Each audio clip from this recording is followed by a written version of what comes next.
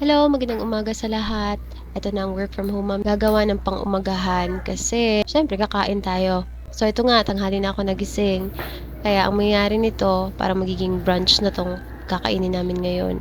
May nabili nga akong marinada sa Chooks to Go. Okay lang ba sabihin? O, nakabili ako ng marinada doon. May spicy, may sweet. So, pinili kong sweet kasi mga batang kakain eh. Parang natatakam ako. Ang tagal ko na kasi hindi nakakain ng ganito kasi kadalasan sa binibili namin is chicken lang normal o regular na sa kanlalagyan ng condiments at iba pa. Tapos, saka piprituhin. Ang nangyari dito, marinada na siya. Pwede na siyang prituhin talaga, diretso. Kaso lang, ayoko kasi yung tumatalsik yung mantika. Kaya ang ginawa ko, pinudburan ko muna siya ng crispy fry para hindi siya tumalsik pag nagluto ako. Tara, let's prito.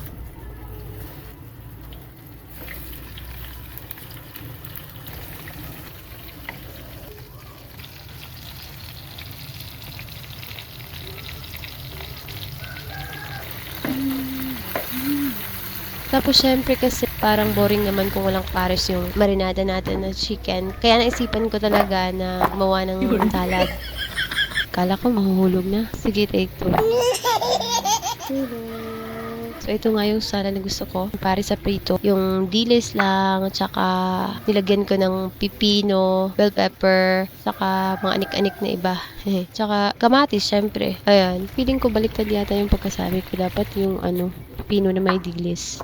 Hindi dilis na may pipino at ibang anik-anik. Sobrang favorite ko talaga tong salad na to kasi 'di ba may suka siya, parang nakakawala ng kasi yung suka yung parang tawag dito? Yun bang parang sinisikmura ka minsan pag may suka kasi parang ang sarap kumain lalo na pag may pritong isda o may pritong anything na pares niya. Yan nga nilagyan ko siya ng bell pepper din, tsaka onion na rin. Masarap kasi ang onion pag nilagay mo medyo lang siya sa hininga pero ang sarap niya. Ilang beses ko nang ginagawa 'to kasi ito yung perfect na match ko sa any prito talaga. Kayo ba, ano yung gusto niyong pares sa prito? Sabaw, 'di ba? Masarap din 'yun. Pero parang maliit yung bowl ko, kailangan nating i-transfer yata ito para mahalo natin mamaya pag naluto na yung dilis. So check po muna natin kung naluto na rin ba yung chicken na pinito natin. Ayan, okay na. Iba natin kung naluto na rin yung sinaing natin. Okay na siya. So na-prepare ko na yung mga kailangan for the salad. At ito nga, may suka na akong pinrepare. Suka na customized, lagyan ng anik-anik. Tsaka lagyan ko lang ng honey. Alright, so okay na. Pwede na nating kunin ang mga pinrito natin. Okay na rin to. Ito, mantika. Pwede natin gamitin para iprito yung dilis. Ang dilis na isasahog natin sa salad.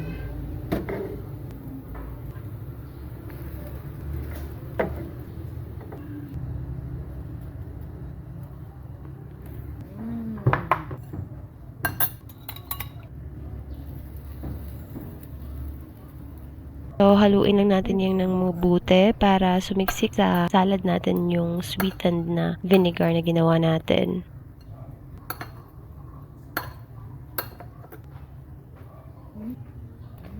Medyo nakulangan ako sa tamis, kaya dagdagan natin ng konting honey, tsaka konting na rin, suka, para mag-complement sila ng sa gusto mong taste, yun na yun. At ito, may naiwan pa kami paksiw kagabi, kaya ininit ko na lang kasi sayang naman, 'di ba? Tsaka masarap 'to, no? Tara, kain time! Sarap. Yan. Ay, nako, solve na solve talaga ako sa pagkain ko ngayon. Nga pala, yung cellphone ko, naubusan ng battery, sobrang lobat, kaya ito, nakat ko na yung pagkain. Pero okay lang yan.